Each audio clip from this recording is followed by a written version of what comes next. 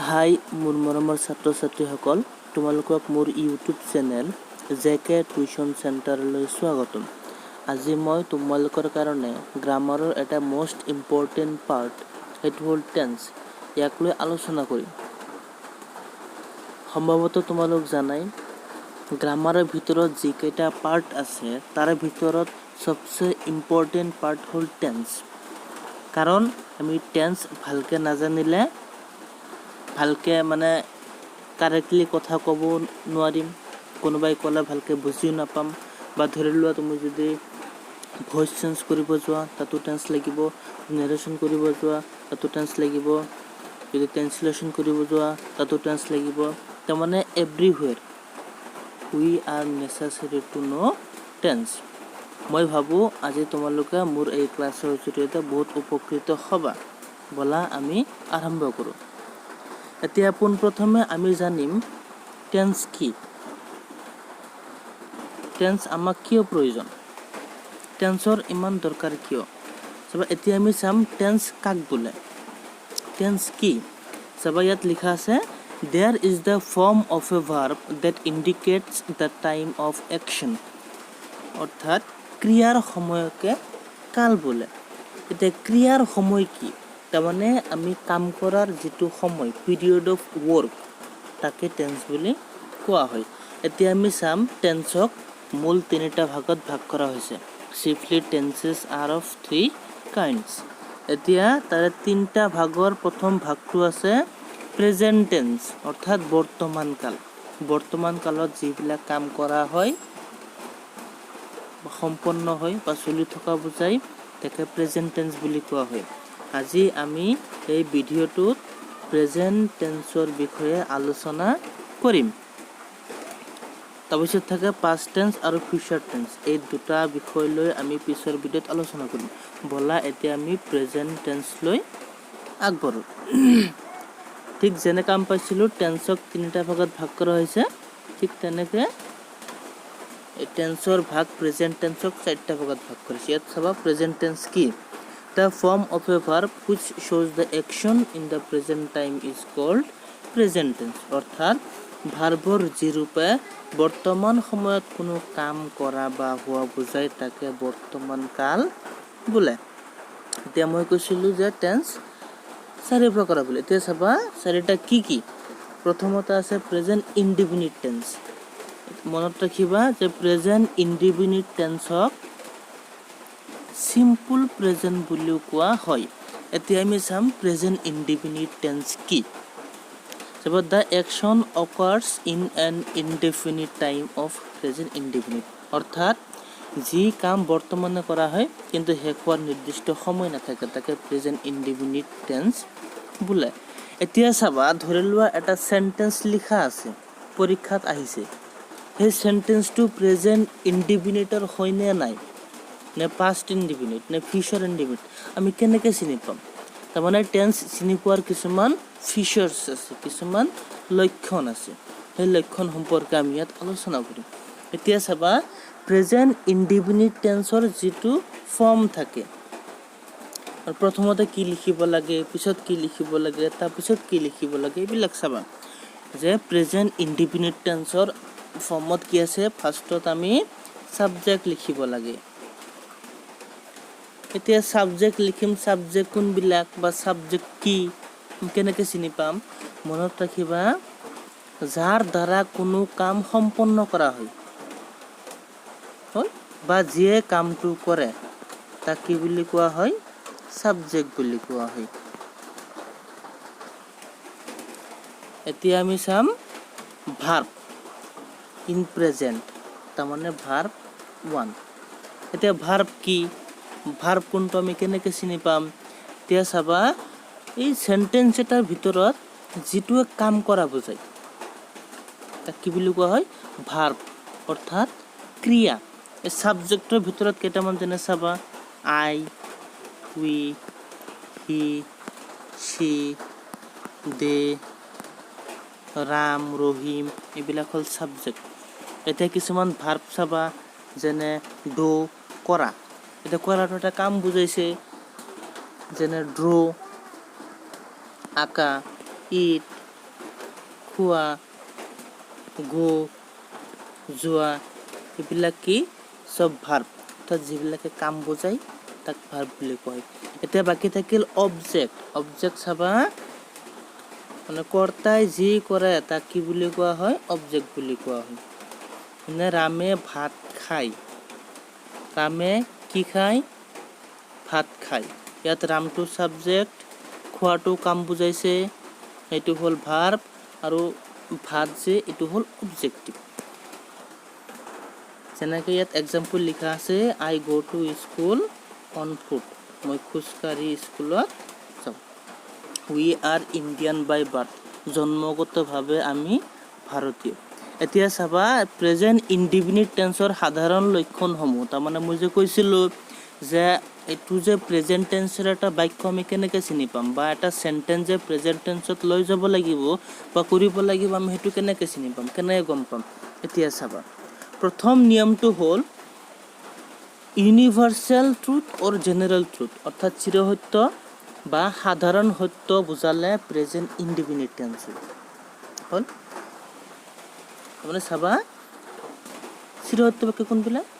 যিটো কেতিয়াও মিছা বুলি প্ৰমাণ কৰিব নোৱাৰি। যেনে সূৰ্য পূব ফালে উদয় হয়, সূৰ্য পশ্চিম ফালে মাৰ চাই, কাউৰী কলা, গাখীৰ বগা, এইবিলাক চিৰসত্য বাক্য। আৰু কিছুমান আছে সাধাৰণ সত্য, এইটো আমি চবেই জানো। এতিয়া চাবা, ধৰি লওক ইয়াত লিখা আছে দ্য ছান ৰাইজ ইন দ্য ইষ্ট। এইটো চেণ্টেন্সটো, এই চেণ্টেন্সটো যে আমি কোন টেন্সত কৰিব লাগিব কেনেকৈ গম পাম, হয়নে? আমাৰ মেইন কাৰণ হ'ল এইটো, মেইন কুৱেশ্যন এইটো যে ধৰি লওক এই চেণ্টেন্সটো আছে, এই চেণ্টেন্সক আমি কোনটো টেন্সত, কোনটো ভাগত কৰিম, সেইটো আমাৰ মেইন জনাৰ কথা। এতিয়া চাবা, আগতে চাবা ফিচাৰ্ছ কাৰ লগত মিলিছে। ইয়াত আছে দ্য ছান ৰাইজ ইন দ্য ইষ্ট, সূৰ্য পূব ফালে উদয় হয়। এইটো কি হ'ব? Universal truth. ইয়াক আমি কেতিয়াও মিছা বুলি প্ৰমাণ কৰিব নোৱাৰি। অৰ্থাৎ আমি গম পালোঁ যে চিৰসত্য বাক্য থাকিলে প্ৰেজেণ্ট ইনডিফিনিট বা চিম্পুল প্ৰেজেণ্ট টেন্সত কৰিব লাগে। তাৰমানে subject plus verb one plus object, এইটো নিয়মত আমি কৰিম। এতিয়া দ্য ছানটো হ'ল ছাবজেক্ট, ৰাইজটো হ'ল ভাৰ্ব ওৱান, ইয়াতো ভাৰ্ব ওৱান আছে, ইয়াত ভাৰ্ব ওৱানে লিখা আছে। কিন্তু ইয়াত চাবা, ইয়াত এটা এছ আহিছে। আমি জানো ভাৰ্ব ওৱানেই কৰিব লাগে। যদি ভাৰ্ব ওৱানেই কৰিব লাগে তেন্তে ইয়াততো এছ নাই, ইয়াত এছটো ক'ৰ পৰা আহিল? এতিয়া আমি চাম, মনত ৰাখিবা, ছাবজেক্টটো যদি থাৰ্ড পাৰ্চন ছিংগুলাৰ নাম্বাৰ হয়। থাৰ্ড পাৰ্চন ছিংগুলাৰ নাম্বাৰ কোনবিলাক? যেনে হি, শ্বি, ইট, নাউন। চেণ্টেন্সটো যদি প্ৰেজেণ্ট ইনডিফিনিট টেন্সৰ হয় আৰু ছাবজেক্টটো যদি থাৰ্ড পাৰ্চন ছিংগুলাৰ নাম্বাৰ হয়, অৰ্থাৎ এইকেইটাৰ ভিতৰত যদি পৰে, তেতিয়াহ'লে যিটো ভাৰ্ব থাকিব সেই ভাৰ্বৰ লগত এছ বা ই এছ যোগ কৰিব লাগে। এতিয়া চাবা, ইয়াত যিহেতু অলৰেডি ই আছে, ৰাইজৰ লগত গতিকে আমি খালি কি লগাইছোঁ? এছ লগাইছোঁ। দ্য ছান নাম এইটো, অৰ্থাৎ থাৰ্ড পাৰ্চন ছিংগুলাৰ নাম্বাৰ। এতিয়া 2 নম্বৰ এক্সাম্পল চাবা, আইচ ফ্ল'ট অন ৱাটাৰ। তাৰমানে বৰফ পানীত উপঙি থাকে। এইটো সত্য আমি জানো।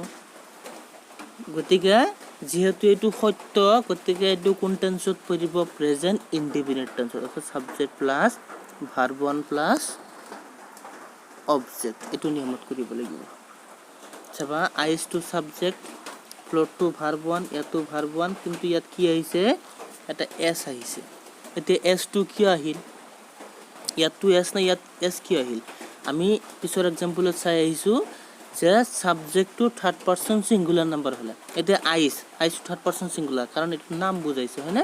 গতিকে ভাৰ্বৰ লগত এছ বা ইয়াত যোগ কৰিব লাগে। এতিয়া আমি ইয়াত এছ এইকাৰণে বহাইছোঁ কাৰণ নিয়ম এটা আছে যে শেষত যদি কনচনেণ্ট থাকে আৰু তাৰ আগত যদি ভাৱেল থাকে তেতিয়াহ'লে খালি এছ লগাব লাগে। হ'ল। এতিয়া আমি 3 নম্বৰ এক্সাম্পল চাম। দ্য ব্ৰহ্মপুত্ৰ ফ্ল' থ্ৰু আছাম। যে ব্ৰহ্মপুত্ৰ নদী অসমৰে বৈ গৈছে, হয়নে? এইটো আমি চবেই জানো। এতিয়া চাবা,